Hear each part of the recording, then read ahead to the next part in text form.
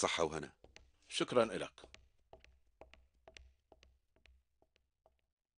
بالفترة الأخيرة عم يطلع اسمك كتير بشاشات التلفزيون. معلوم. عم بلتهي مع الجهل اللي بيسموا حالهم إعلاميين. بس بهنيك يا سامر، يعني عم تأدي وظيفتك من دون غلط. سيدي، إذا أنت جاي كمان مشان تطلب ما عنا على الحجاب، أنا مستحيل نفذ هالطلب. مين اللي بيطلب هيك شي؟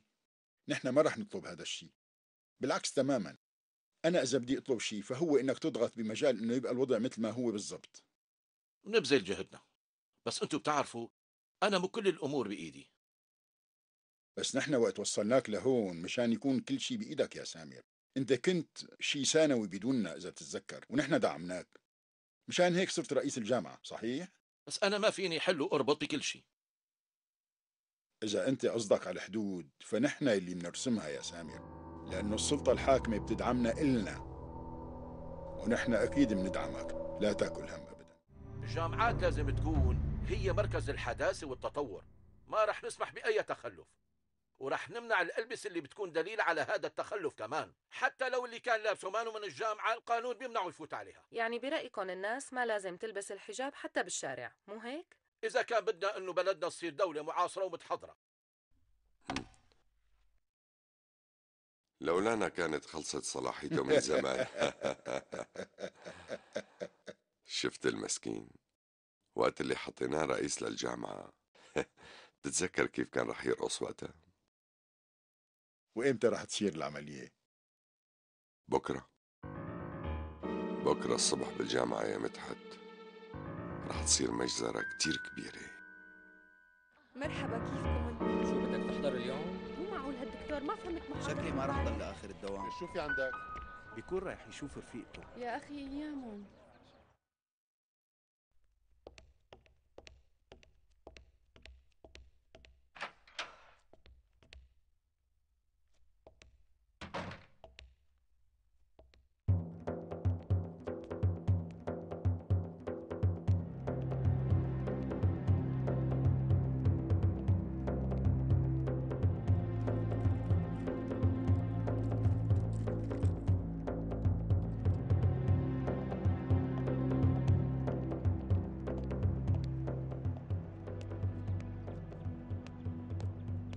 انت وصلتي إلين؟ يا ترى واحد مثل ابوك شو رح يكون له شغل مع معيد بالجامعة؟ أنا كمان ما فهمت. انا متأكد انه متفقين على شيء هن الاثنين. انتبهي على حالك. لا تاكل همي خالي.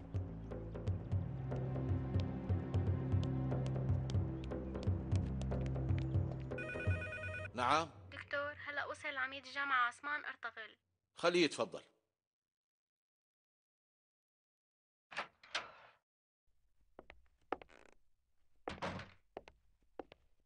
تفضل دكتور عثمان. شكرا كتير. بعتذر منك بس ما عندي كتير وقت، في عندي اجتماع بعد شوي مثل ما بتعرف. اساسا انا ما بدي اخذ كتير من وقتك، جيت لانه لازم احكي معك بموضوع ضروري ورايح. انا عميد جامعة، تفكيري علماني مثلك انت. المشكلة انه انت تطبيقاتك ما لها محلها. نحن دولة فيها نظام ديمقراطي، واللي انت عملته وحكيته تجاوز كتير هي الحدود. شوف، انا بنصحك انك تتراجع عن القرار اللي اخذته وعن كل الخطابات اللي بتشبه خطابك تبع امبارحة. بنتك بخطر كبير كتير. بنتك بخطر كبير كتير.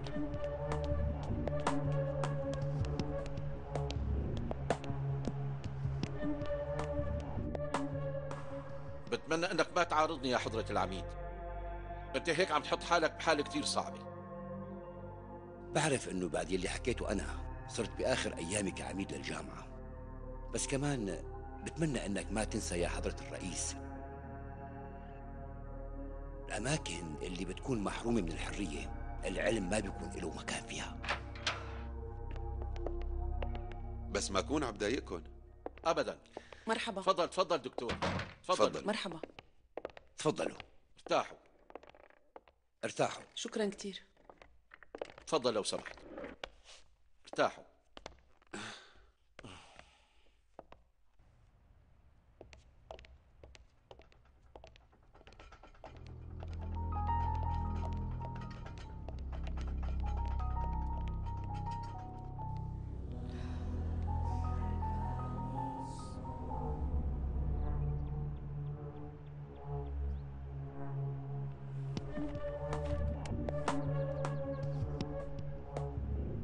لاقي الغرفة اللي عليها الإشارة الصفراء وانقذها لبنتك.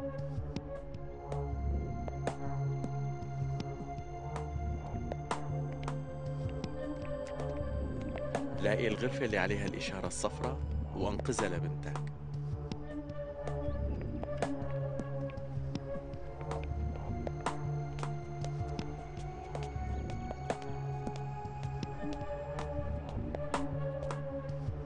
أهلين أخي صفوت، وين هالغيبة؟ كان عندي شغل. لا تكون طلعت على الضيعة يعني؟ لا، كان في عندي شغل تاني. تفضل يا أخي صفوت.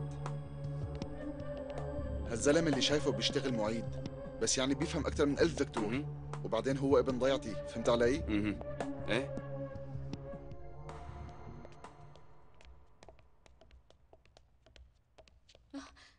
أستاذ صفوت، أنا إيلين، تذكرتني؟ أهلين إيلين.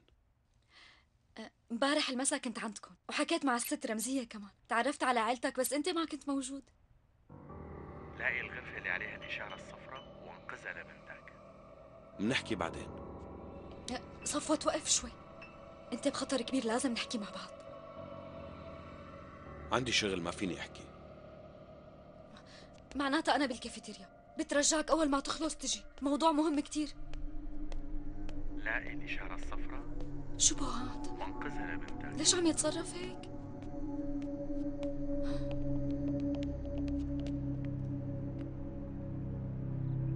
هداك الزلمة بده يقتلها لبنتك. الحقه وانقذها لبنتك.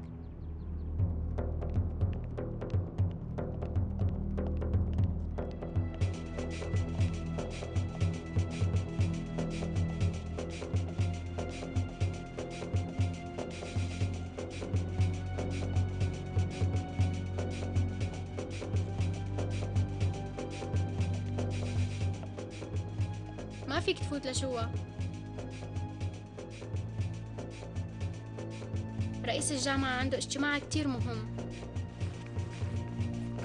هو اللي بده يقتلها لبنتك. شو عم بيصير؟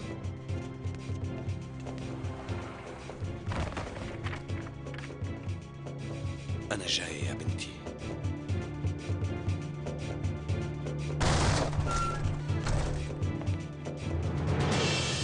اطلع لبرا، اطلع.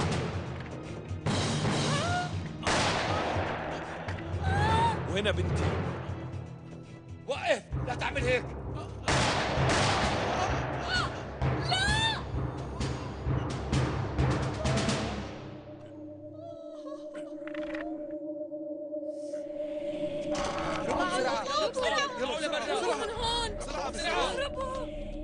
وين بنتي؟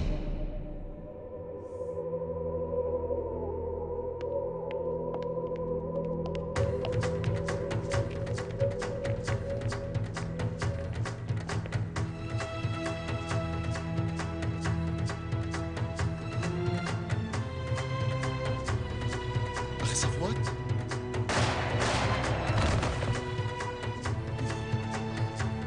أخي صفوت، أنت شو عملت؟ وين بنتي؟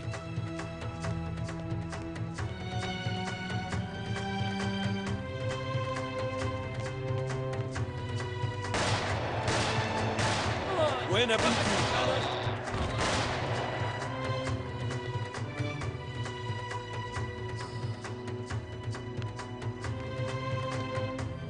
يلا هربوا بسرعة امشي.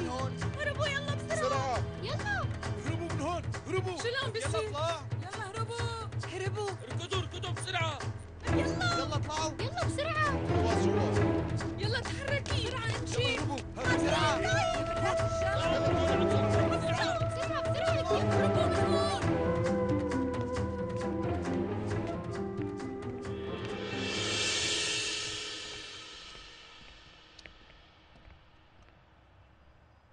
بنتي، وين بنتي؟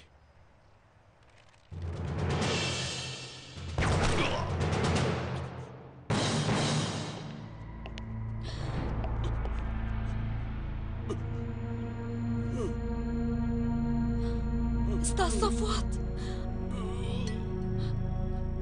صامويل،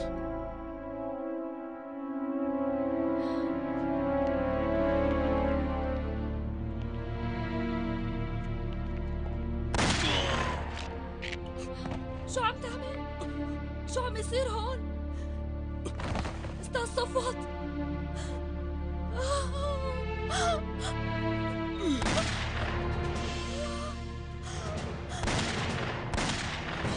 صامويل.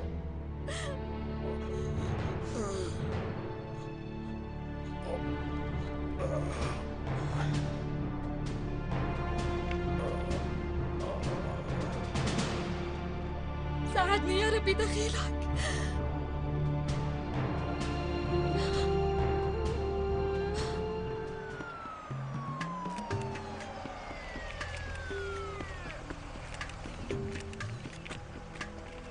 لحظة بس لو سمحتوا شوي. صوروها لحظة صوروها. يا شباب لحظة.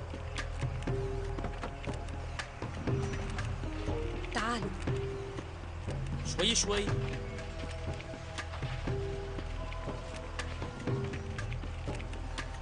شوي شوي على مهلكم. يا شباب لحظة لحظة بعد إذنكم لحظة. صوروا لقد وصلت سيارات الإسعاف وتم نقل الجرحى للمشفى، وآخر من وصل هو صفوت كارا أورمان مسبب الأحداث، وبحسب الأطباء فإن وضعه حرج. سنوافيكم بآخر التطورات بعد قليل، ابقوا معنا. في ساعات الصباح المبكرة قام المدعي صفوت كارا أورمان مساعد المحاضر الذي خرج من غرفة رئيس الجامعة السيد سامر أوزدان بارتكاب عمل إجرامي. سنذهب مع مراسل القناة إلى غرفة السيد سامر أوزدان بعدما تم علاجه في المستشفى.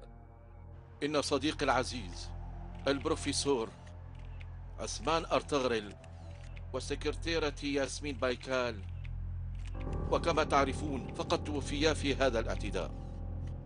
كان الثمن باهظا، فقد خسر حياتهما فقط لأنهما علمانيين. وبهذا أصبح من الواضح أن الرجعية في هذا البلد قد وصلت إلى مرحلة خطيرة لا يجب أن نسكت عنها.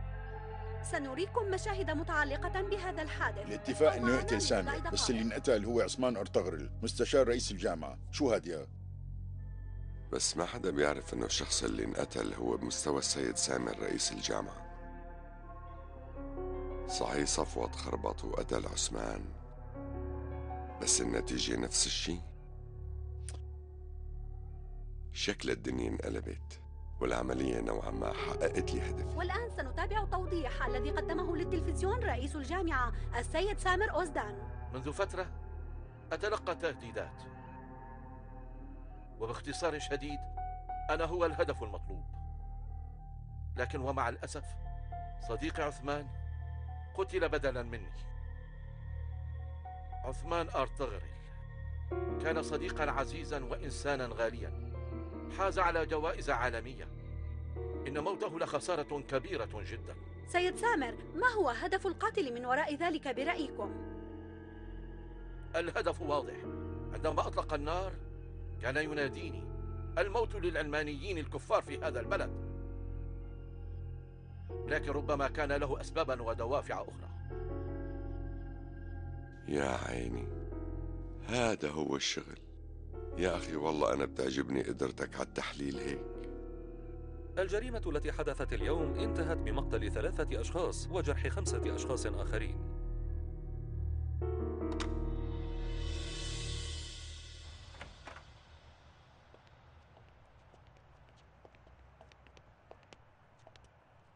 نحن هلأ لازم نزيد عدد العمليات يا منصور. شو شبك؟ حاسس كأنه في شي مضايقك. في شغلتين، أولهم أنه صفوت ما مات، بس وضعه حرج واحتمال انه يموت. طيب والتاني؟ صموئيل كان هنيك ولهلا ما رجع، حتى ما اتصل. لا تقلق انت، صموئيل شخص ذكي وبيقدر ينفذ حاله. يلا بخاطرك منصور.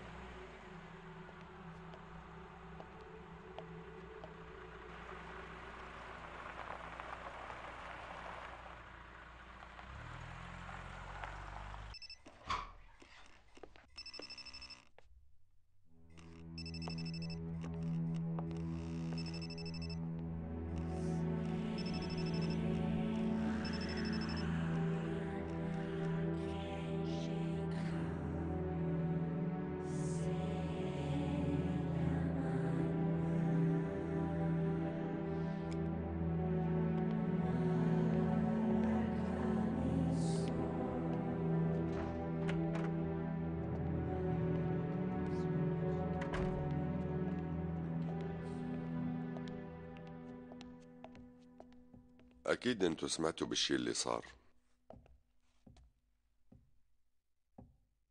ليش ساكتين؟ شو مو عاجبكم الوضع؟ انت خبيت هي الحادثة عنا يا منصور. صحيح، هاي الخطة رسمناها أنا ومدحت بالسر، وطلعت النتيجة ناجحة كتير، ورح تشوفوا النتيجة كيف رح تقدر تأثر بكل الناس. بس مو عم تبالغ؟ يعني العملية ما نجحت كتير لأنه فيها أخطاء واضحة. لا، شو هن؟ أنا كنت هنيك بابا، كنت عم دور بمكتبة الجامعة على شوية معلومات بتخصني. سمعت صوت الرصاص وطلعت على جنينة بسرعة وضليت عم راقب اللي صار. صامويل كان هنيك كمان.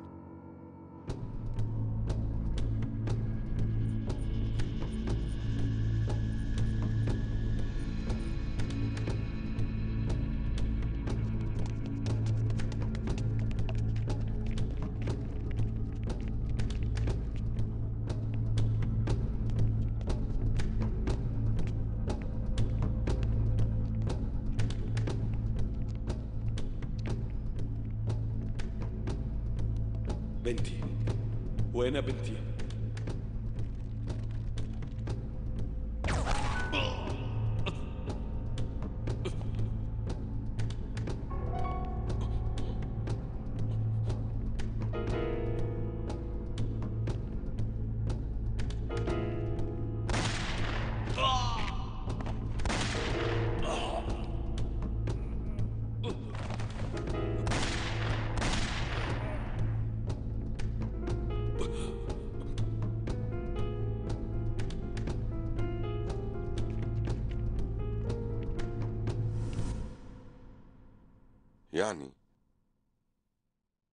يعني صامويل تقوص بابا. يعني مات؟ ما بعرف، لأنه فجأة اختفى من الساحة. إذا كان ميت إلا ما يطلع خبر ونعرف هذا الشيء بسرعة. واحتمال إنه عايش هو احتمال ضعيف. طيب بلكي ما مات، احتمال إنه تخبى. بس وين ممكن يكون تخبى يعني؟ في عنده مكان واحد ممكن يتخبى فيه.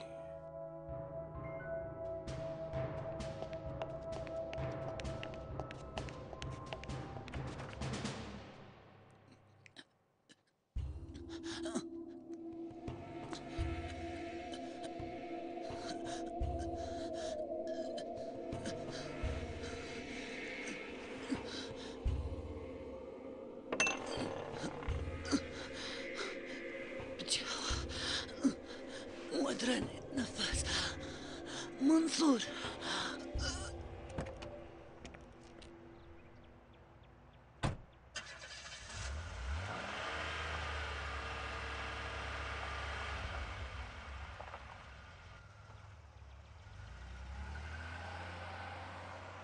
في ناس أبرياء ومساكين عم بيموتوا ونحن ما لنا قدرانين نساوي شيء. عم بدعي لله إنه ما يموت الأستاذ صفوت. إن شاء الله ما رح يموت. إذا صفوت عاش منصور رح يوقع ببلاوي كبيرة. خالي أنا رايحة على بيت صفوت، أكيد أهله بحاجة مساعدة هلأ. ماشي، خليني وصلك لهنيك، بس ديري بالك منيح لأنه أكيد وسائل الإعلام بتكون عند البيت، ما لازم حدا يعرف إنك رحتي. لا تخاف علي.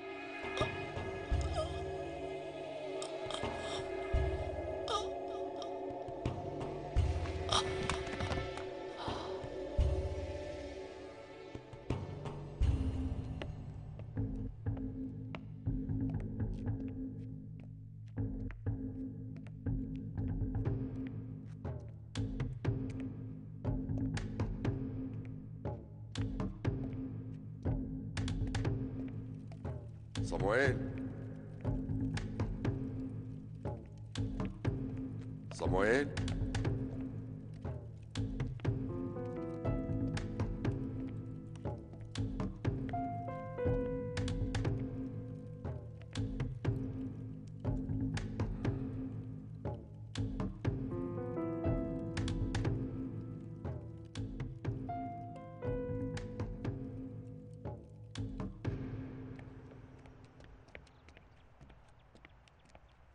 انستي بس ممكن توضيح شوي لو سمحتي تبعدوا عني. ممكن بس سؤال؟ توضيح خلوني امرق. ممكن تخبروني مين ابعدوا عني لو قولي لنا سمحتوا. اي شيء. شو بتعرفي عن خلينا القاتل؟ نروح على الشباك.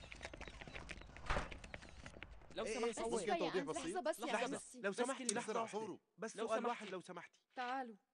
شوي تاني بفوتوا لجوا. منيح اللي اجيتي يا حبيبتي. أسماء معنا هون؟ أول ما سمعت راحت على المشفى فورا. يعني بابا عايش مو هيك خالتي؟ عايش حبيبتي لا تخافي. ليش هيك صار معنا؟ نحن ما لنا ذنب. ابني بحياته ما أذى نملة. بعرف هالشي منيح غالي. صفوت محترم وما كان يأذي حدا أبدا. في 3 ماتوا، هذا غير الناس اللي انجرحت. اللي مجنني بحياته ما حمل مسدس. شو اللي خلاه يعمل هيك طيب؟ أكيد ابني صار مجنون لحتى قدر يساوي هيك شيء. يا الله أنت العالم بالحال. في احتمال إنه يكون في شي خلاه يجن يا خالتي رمزية. أنا متأكدة إنه في حدا غير ابنك كان ورا هالحادث.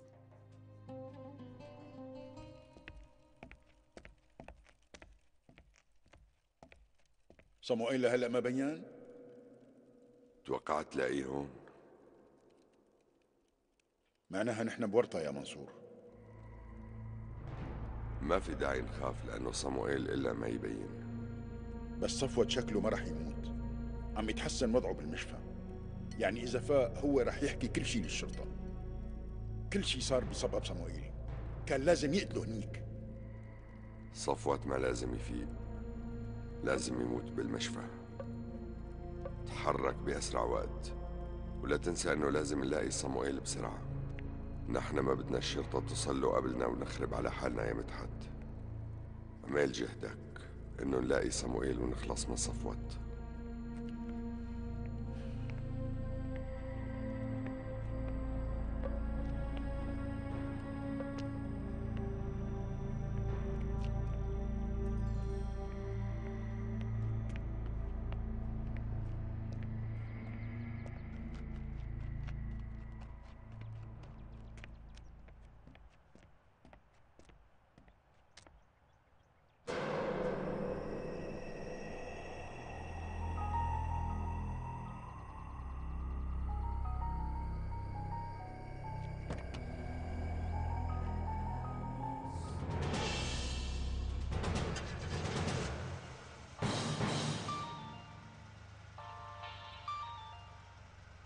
ألو؟ ألو؟ مين أنت؟ أحكي. هذا رقم البيت.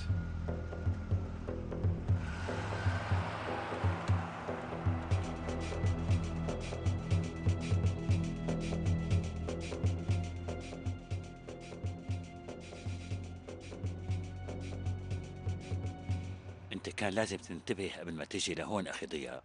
أنا حبيت إنك تعرف الأحداث اللي صارت بالجامعة اليوم. ماني قدران وقف منصور. الناس عم تموت وأنا قاعد عم بتفرج. نحن مضطرين نوقف هاي الوحشية وبأي طريقة. ما عندي حل تاني غير اقتل هالواطي منصور. راح نخلص من كل هالمشاكل مجرد ما اضغط على هذا الزناد. اهدى ضياء، مو نحن يلي منعالج الغلط بغلط. شوية تفكير ورح نقدر نوصل لحل، بس بهالعصبية رح نخسر. تتذكر مرة لما كان شيخ كبير قاعد معنا احترقت نيوني عنا بالبيت. صحيح بتذكر، وقتها أنا اللي بدلتها بوحدة جديدة. تتذكر شو قال لك وانت عم ترمي النيوني القديمة؟ قال لي يا ضياء لو سمحت ارميها بالزبالة بدون ما تكسرها، حتى هالنيونة صغيرة لا تعودوا ايديكم على انه تكسروها. قتل منصور مو هو الحل المشكلة، كمان بلكي بيجي شي يوم على منصور الله بيهديه للدين وبصير مؤمن مثلي ومثلك. نحن سلاحنا الوحيد هو كلامنا الحلو والمقنع، يعني سلاحنا الحب وبس. يلا قيم هالمسدس من ايدك. بعدين لو قتلت المكتملين او حتى قتلت منصور كمان شو رح يتغير؟ انت بتعرف انه دائما رح تيجي فئة ظالمة على الأمة، والحرب رح تكبر أكتر من هيك ورح يموت ناس كتير. هلأ أنت شخص منصور بيثق فيه وعندك فرصة تعرف خططه وتتحكم فيها قبل ما يصير شيء. ولهذا السبب الأحسن لأنه أنه منصور يضل عايش. بعرف بس أنا ماني قادر أتحمل اللي عم بيصير.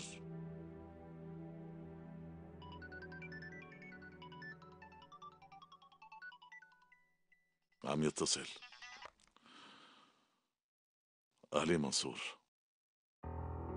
فدوى باي مشفهية. ما قدرت شوف صفوت، الشرطة حتى ما خلتني إني أقرب على غرفته. طيب قالوا لك كيف وضعه؟ قالوا إنه رح يعيش خالتي. إذا طاب بابا هن شو رح يسووا فيه؟ رح يحولوه على المحكمة بسرعة. صفوت هلأ لازمه محامي يدافع عنه بالمحكمة مشان يثبت إنه ما له ذنب. بس يا بنتي القضية بدها محامي خبير وأجره رح يكون كتير. طمني أنا رح ساعدكم بهالموضوع خالتي، بس الموضوع لازم يبقى بيناتنا، يعني ما بيصير حدا يعرف.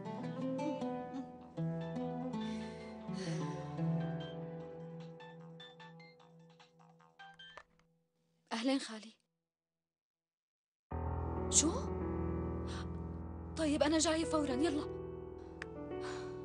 بس عارفين أمي على المشفى، أنا لازم أروح شوفها فوراً. الله يلطف.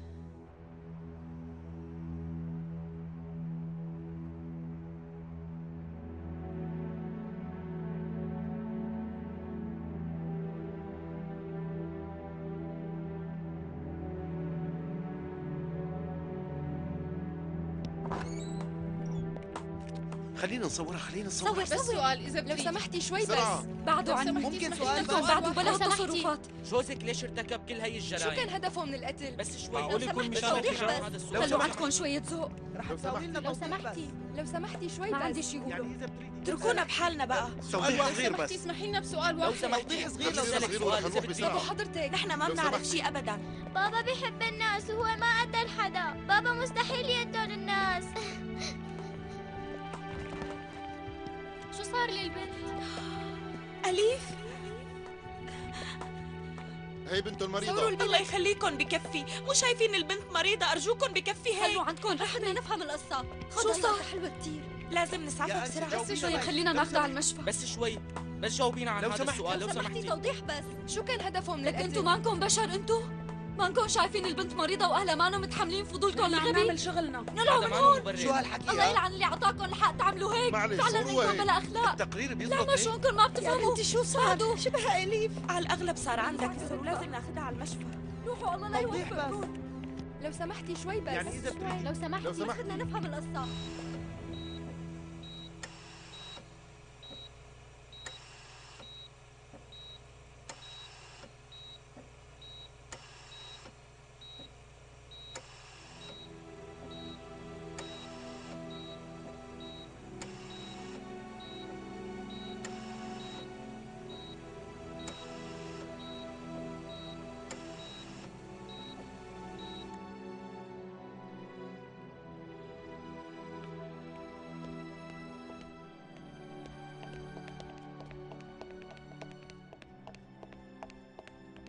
خالي كيفها؟ اجتها سكتة قلبية. شو؟ طيب كيف وضعها هلا؟ بس هي احنا تأخرنا كتير. دكاترة عم يعملوا كل جهدهم بس ما في شي بيطمن. دكتور أرجوك قول إنها رح تكون منيحة. سيد منصور للأسف وضعها لهلا خطير كتير. انتوا لازم تعملوا كل جهدكم وتنقذوها يا دكتور. فينا ناخد أمي لبرات البلد؟ الحقيقة أمك ما عندها وقت كتير، قلبها كتير ضعيف وجسمها ضعيف ما عم يتقبل الأدوية.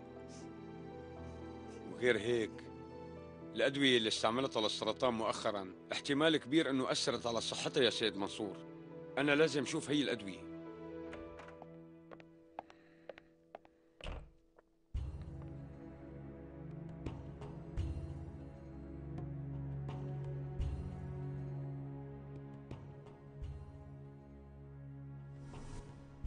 خدي هاي الحبوب معها. إلك مدة عم تعطيني هي الحبوب مع الدواء، لأنه الدواء اللي عم تاخديه له تأثيرات جانبية قوية. الدكتور إيفان قال إنه قلبك رح يتأثر منه. هذا الدواء الثاني بيمنع الجلطة. مين بيعرف؟ بركي الأسرار يلي عندي خلت أدويتي تتغير.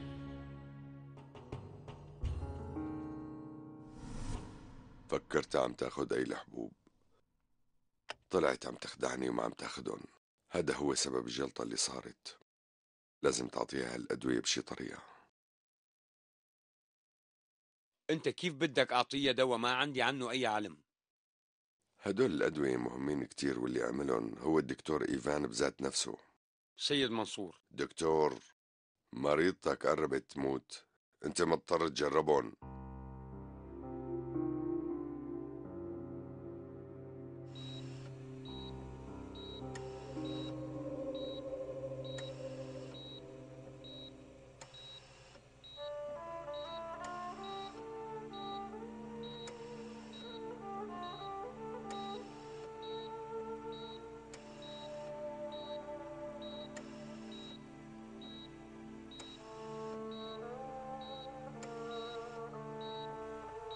الجريمة التي حدثت تم التأكيد على أنها كانت بسبب رفض رئيس الجامعة لدخول أي امرأة محجبة. منذ فترة انت شايفة مو هيك يا نرجس؟ كل اللي بيقولوا بالإيمان وبينادوا بالدين هن الناس مجرمين كتير ومثل الوحوش، لأنه ما في عندهم حرية، بيخبوا حالهم ورا معتقداتهم وبيقتلوا الناس باسم الدين تبعهم. عثمان أرطغرل، انت معك حق كان أنسي صديقاً روكسان. عزيزا وإنسانا غاليا حاز على نرجس صغيرة وما لازم تتفرج على هيك شغلات مدام روكسان. بدي إياها تاخذ درس عن هذا الشيء البشع اللي صار. مزبوط ماما، عم بيموتوا الناس بسبب المتخلفين اللي بيحطوا حجاب. نرجس، هذا الحكي ما بيصير ماما. بس ما تكوني انت كمان عم تدافعي عن هدول المحجبات. مدام، بدي احكي معك شوي. ماما انت لوين رايحة؟ رايحة على المشفى حبيبتي، ستك تعبانة شوي. مدام، أنا ما بدي إياكي تحكي مع بنتي بشيء عن أي دين. بس أنا عم علمها على حسب التقاليد اللي بتمشي عليها العيلة، لأنه حتى تكون بنتك حرة وإرادتها قوية لازم نفرجيها عقم الأفكار الدينية كلها. بيكون أحسن إذا بتكتفي تعلميها عادات العيلة وبس. بتمنى يكون كلامي واضح.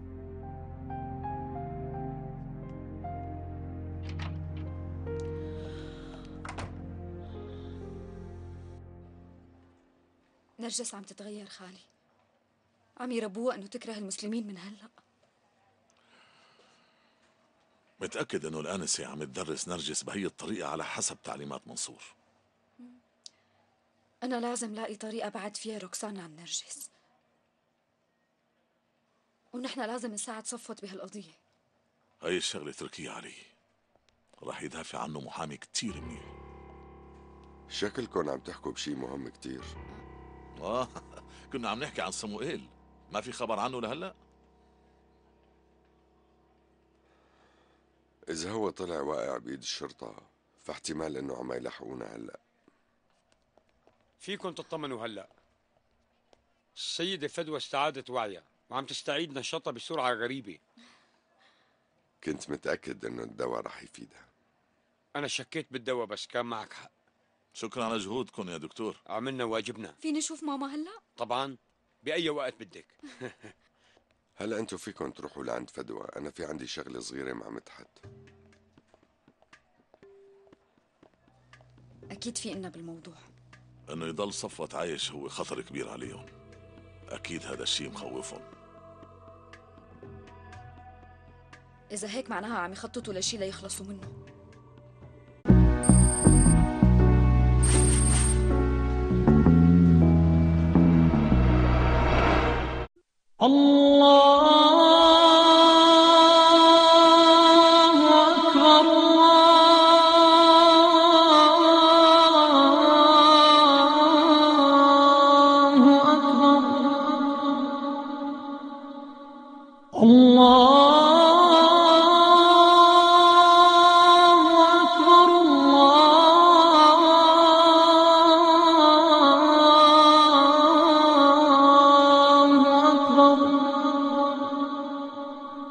أشهد أن لا إله إلا الله.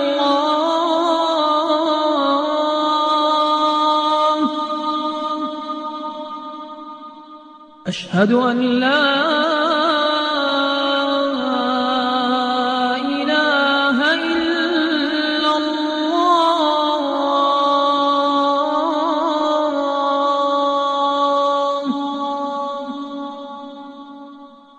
أشهد أن محمدًا رسول الله.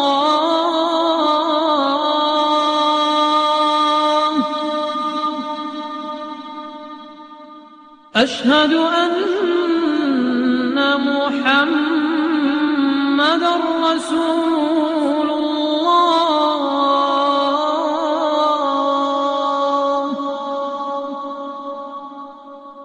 حي على الصلاة.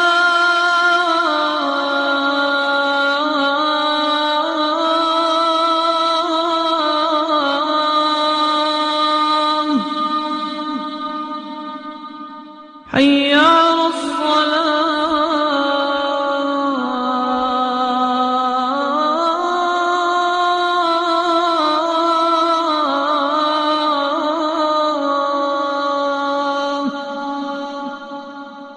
حي على الفلاح.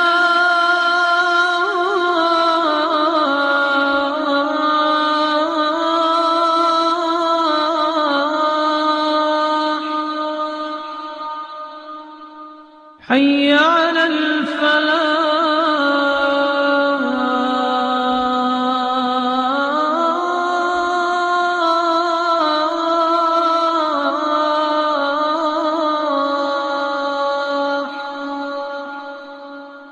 الله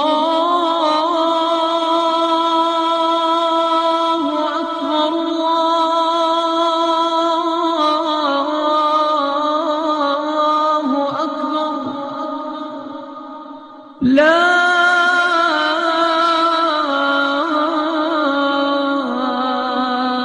إله إلا الله.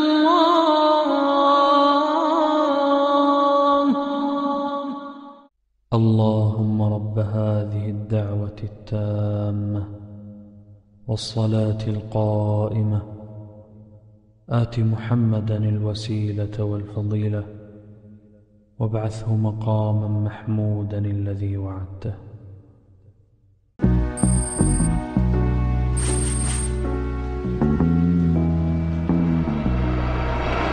لعند فدوى، انا في عندي شغله صغيره مع مدحت.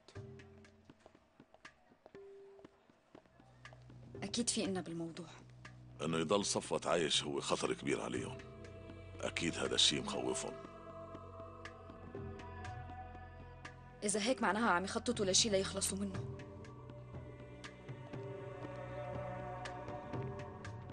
قل لي شو ساويت؟ الوضع تمام يا منصور. الليلة راح يموت الزلمة. أعطيتها المهمة لقاتل خبير كتير،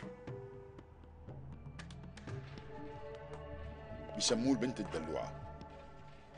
راح يفوت على المشفى بلبس ممرضة وراح يقتل صفوت. هو بيشتغل كتير على نظيف.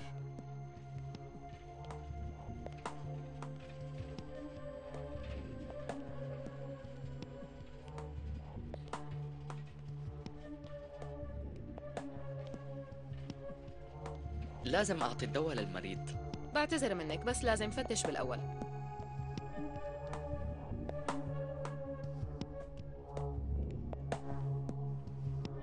تفضلي فيك تفوتي. شكرا لإلك.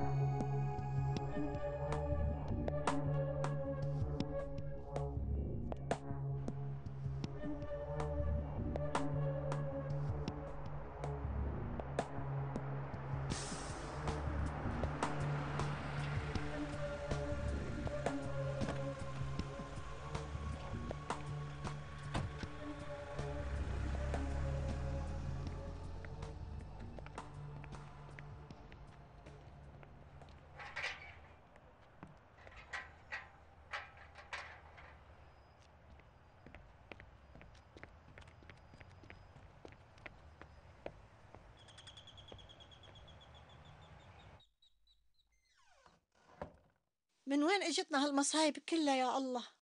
يا ربي لا تمتحن حدا بولاده، انت اللي شايف وكاشف السر يا رب. خالي رمزية، انت لا تقلقي، الله ما رح يضرك بابنك ابدا. الله يسمع منك. كيف صارت امك؟ الله قدر ولطف يا خالتي. صحي وين إليف؟ بالمستشفى. أنا كنت يا دوبني رايحة لعندها. وضعها كيف صار؟ طلع في عندها كسرين بإيدها اليسار، لازم نساوي لها العملية بسرعة. والله زعلت، مسكينة هالبنت. إذا احتجتوا أي شيء لا تستحوا مني، أنا مستعدة لأي طلب. الله يجزيكي الخير، راتب التقاعد اللي عنا بكفي وزيادة. أسماء، شدي حالك شوي، الله رحيم وما بينسى حدا أبدا. أنا ما بعرف شو بدي أقول لك، فجأة شفناكي بعد كل هالسنين وهلأ واقفة معنا بكل هالمصايب. خالي، أنا بتمنى ساعدكن أكتر وخفف عنكن هالألم هاد.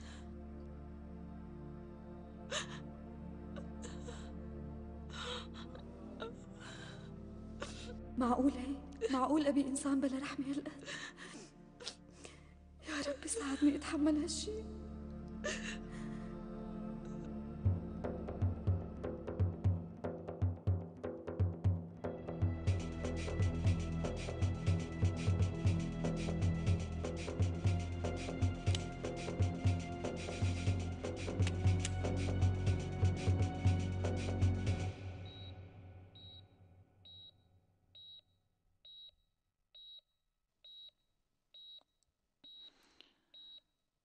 منصور،